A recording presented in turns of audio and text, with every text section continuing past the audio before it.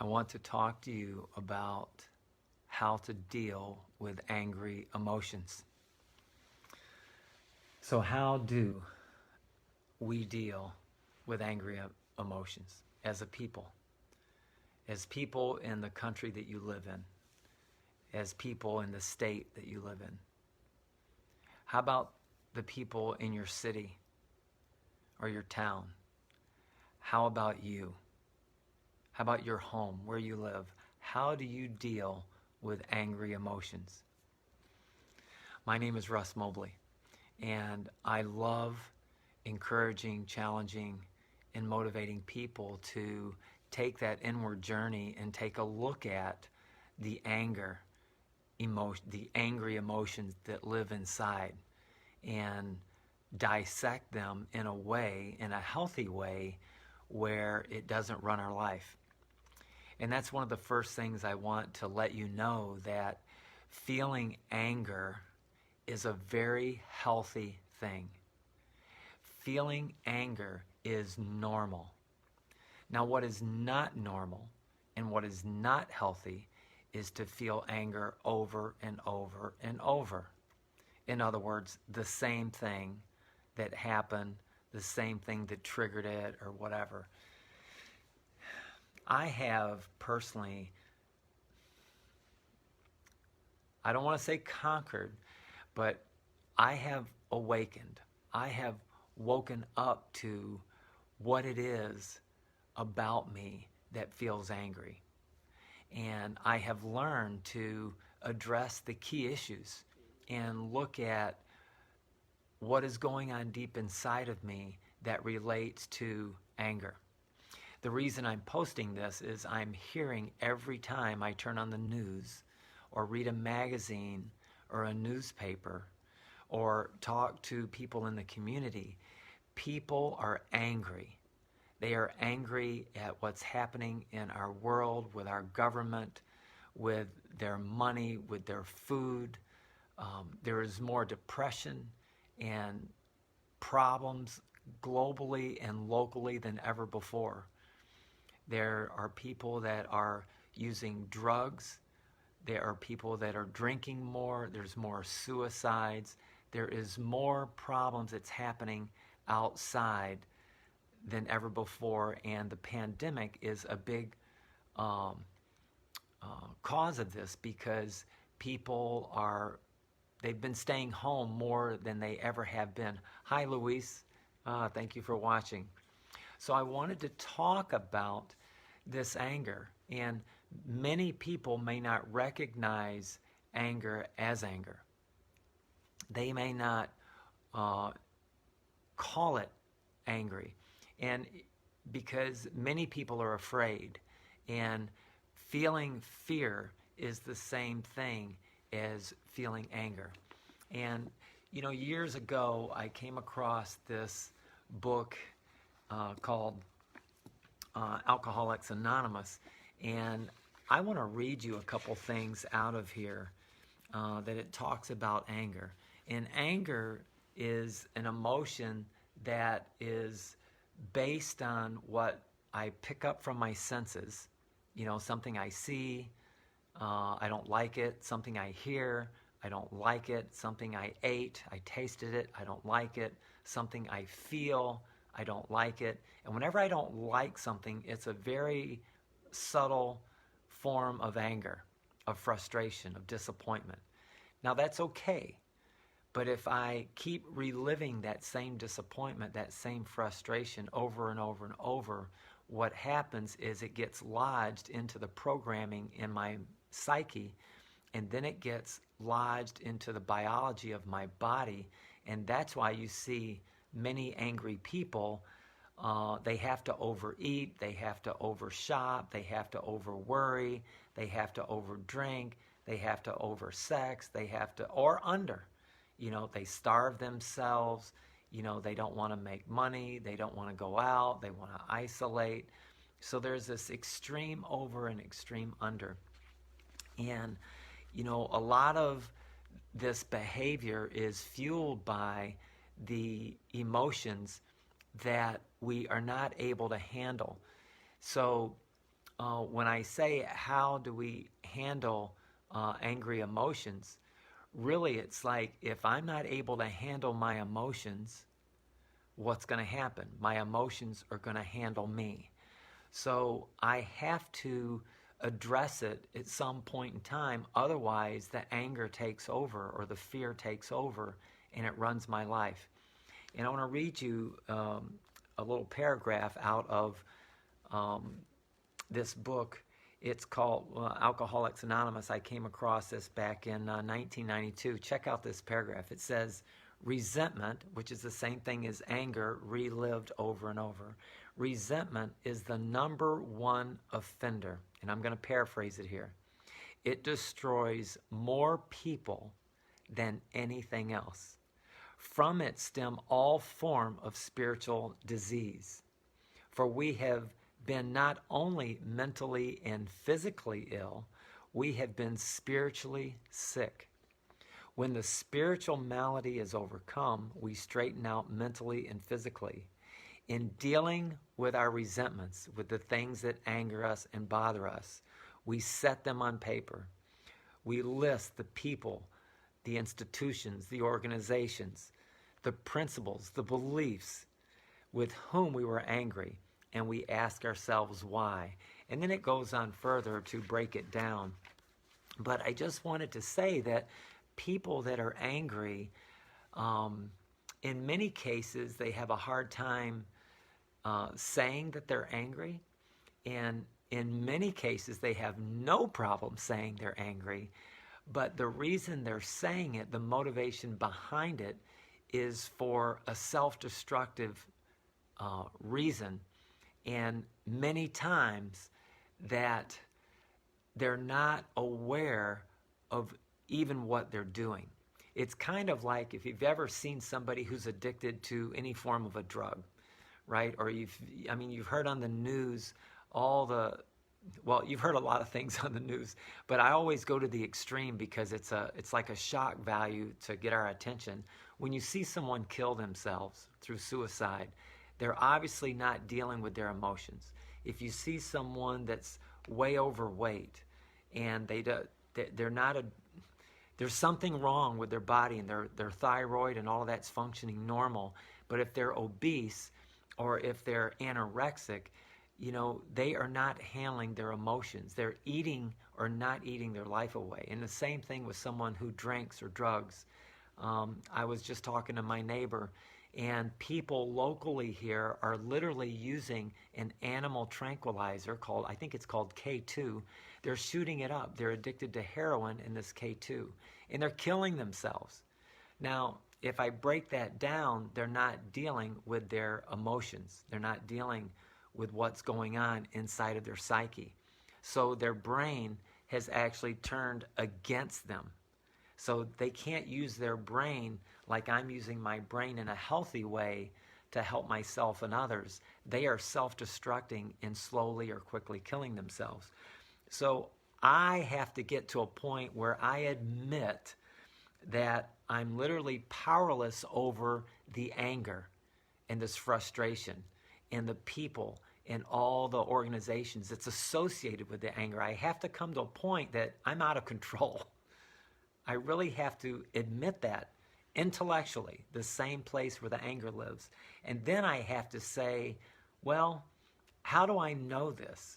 I know it's not me because I'm talking about it like I'm talking here. I can rationally see it like I'm doing this over and over. I can literally not do it, but I'm stuck. So I have to get to that point to come to wake up and say, you know what, there's another way. There is a higher power. There is a higher power within me. It's like Jesus said, the kingdom of God is within me. The kingdom of God is within you. How do we get to that kingdom? Because the anger doesn't live there. The kingdom is what is seeing the anger.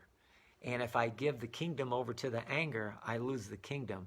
But if I just let the anger go and don't attach to it, there I go. I'm totally fine. Nothing bothers me. So it's like I have to come to believe that there is a power greater than the anger or the people or what I believe is causing it that can restore me to sanity.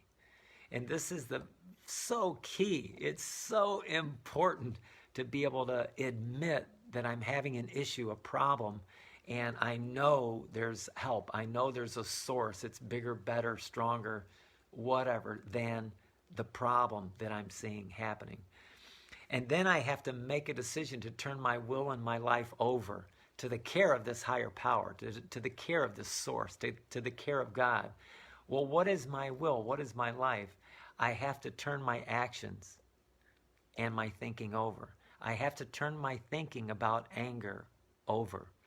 So it's like, how do I manage angry emotions? Well, how do I handle them? Well, I manage them. I don't attach to them and I don't become one with them. It's literally like I'm a third party. I'm literally watching and witnessing the anger and the fear, the frustration and the sadness, the disappointment that's attached to that. And this is really key. And I went through multi-layers of awakening, of coming to. And now I can honestly say, for decades, for a long time, anger does not run my life. I still feel angry all the time, but it's not about the same thing over and over and over and over.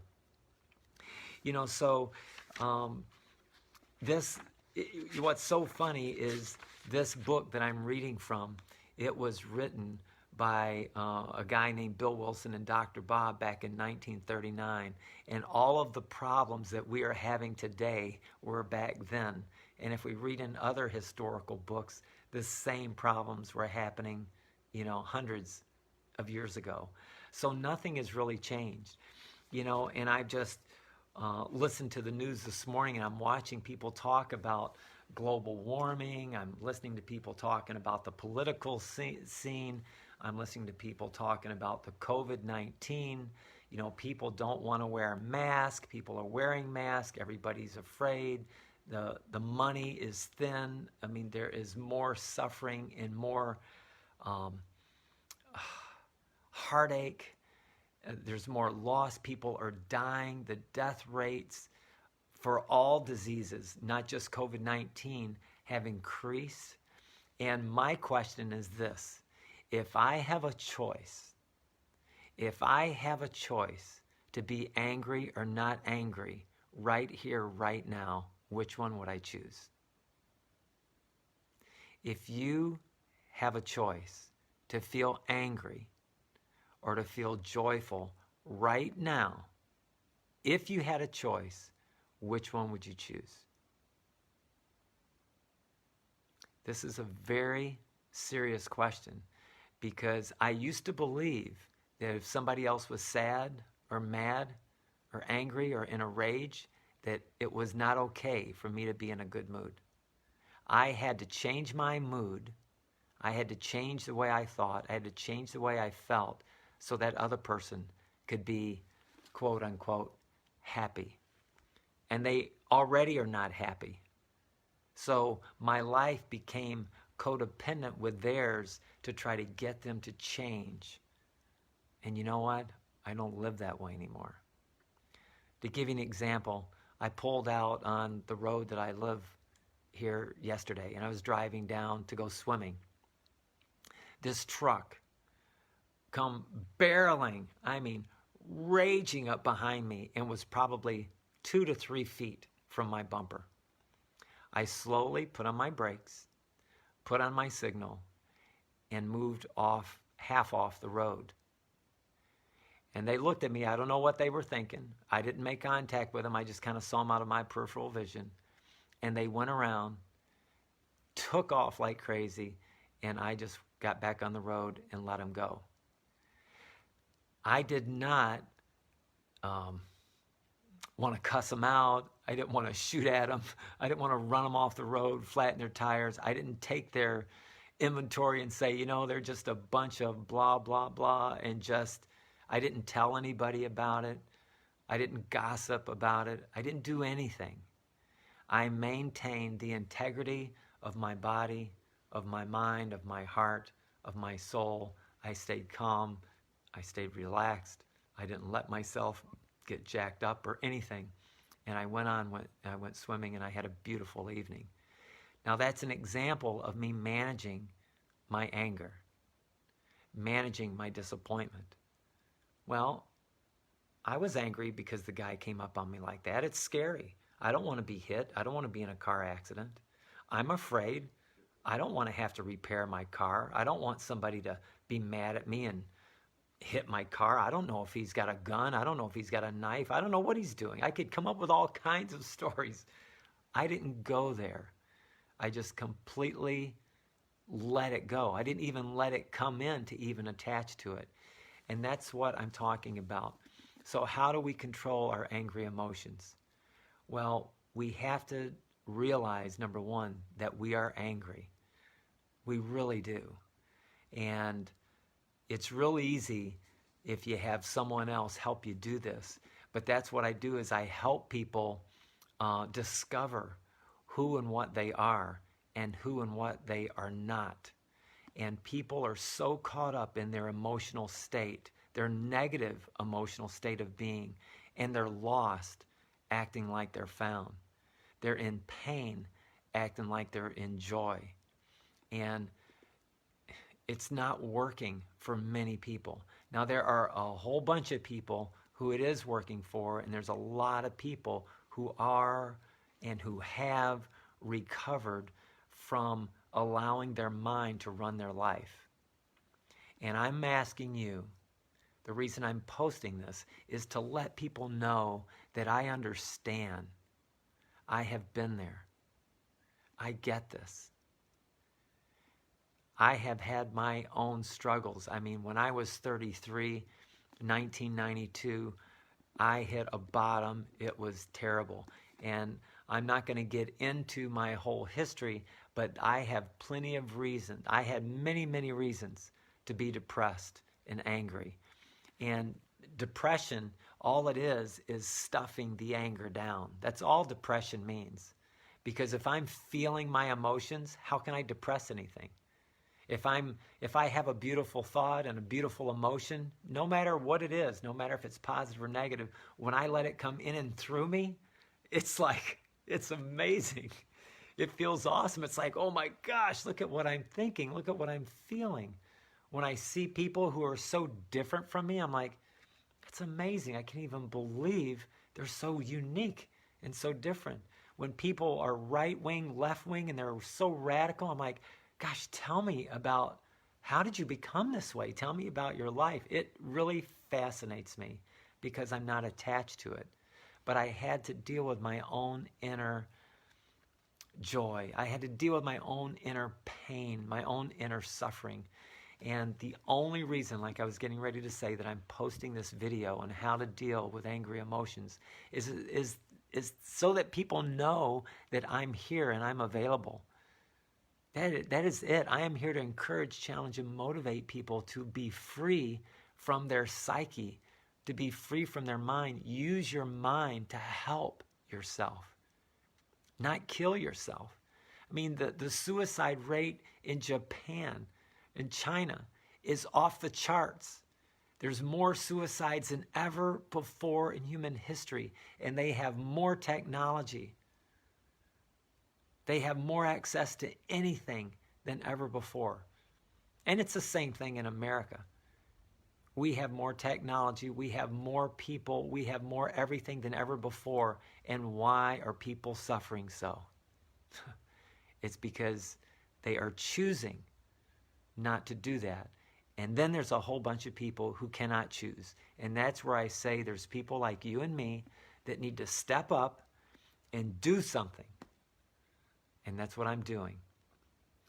My name is Russ Mobley. You guys know who I am. For those of you who are watching, thank you for watching. And for those of you who are watching this recorded, thank you. And pass this message on. There's so much shame and so much guilt around feeling emotions. I mean, people don't want people to be happy. And it's almost like people find the angry group, or the group that gossips, or the group that puts other people down. and people that can't honor emotions and thoughts and feelings. It's almost like it's against the rules. It's the women against the men against the women, the kids against the adults, the bosses against the employees. It goes on and on. All we have to do is take responsibility for ourselves. And in that, we have to learn how to communicate with ourselves. And from that, we learn how to communicate with others in a healthy way. And this takes help, people. This takes help. I'm not talking to anyone particular. I'm just talking. I needed to ask for help, and I did, and I got it. And for 28 years now, I have been doing stuff like this to reach out and help other people to wake up and not let their mind lead them around like a wild dog on a leash. No, you got to train that wild dog. Otherwise, it's going to hurt somebody. It's going to bite somebody. No, it's not okay. It's not okay. So am I going to honor the government? Am I going to honor the COVID-19? Am I going to honor the speed limit? You bet I am. You bet I am. Why? Because I've got nothing to prove. I've got nothing to prove. I don't have to be right. I don't have to be wrong. All I've got to do is be. And I can love myself. I can take responsibility for myself. I don't have to blame my parents. I don't have to blame my siblings. I don't have to blame the government, the president. Doesn't matter. No, those are just lame excuses that helps me maintain and sustain a way of living that doesn't make me feel good. And if I've got the choice to feel good or not feel good, guess what? I'm going to choose feel good. And if I choose feel bad, that means I have lost my ability to choose. And now the anger and all the chemicals, all the blocks that happens in the psychological level is taking effect. And that's when people can come in and intervene and help people.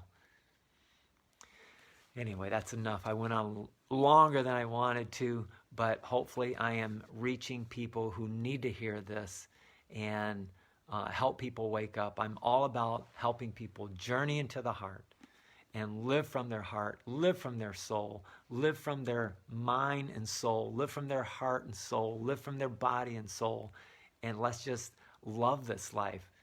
We are not our anger. That's a fact.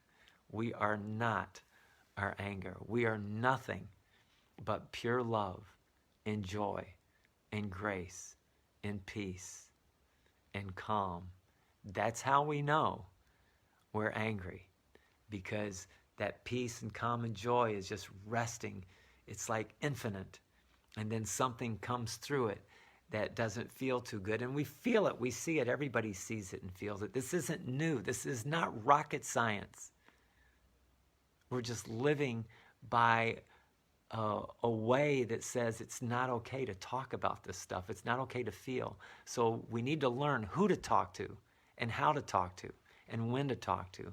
And then we go back and we explain to our loved ones, the people that are close to us, what's going on. We're no longer letting other people run our lives.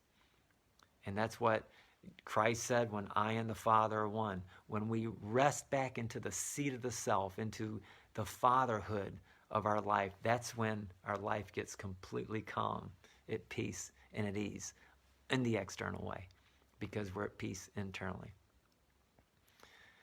Have a beautiful day. Learn how to manage. Learn how to feel your emotions, the good ones and the bad ones. Do not let somebody steal your life away. No.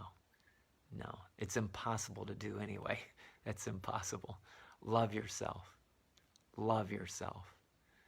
Love your neighbor as yourself. You cannot love your neighbor unless you love yourself. And when you love yourself, you will never, ever, never, ever hate anybody again. It's impossible. It's impossible. This is Russell T. Mobley. I'll talk to you later.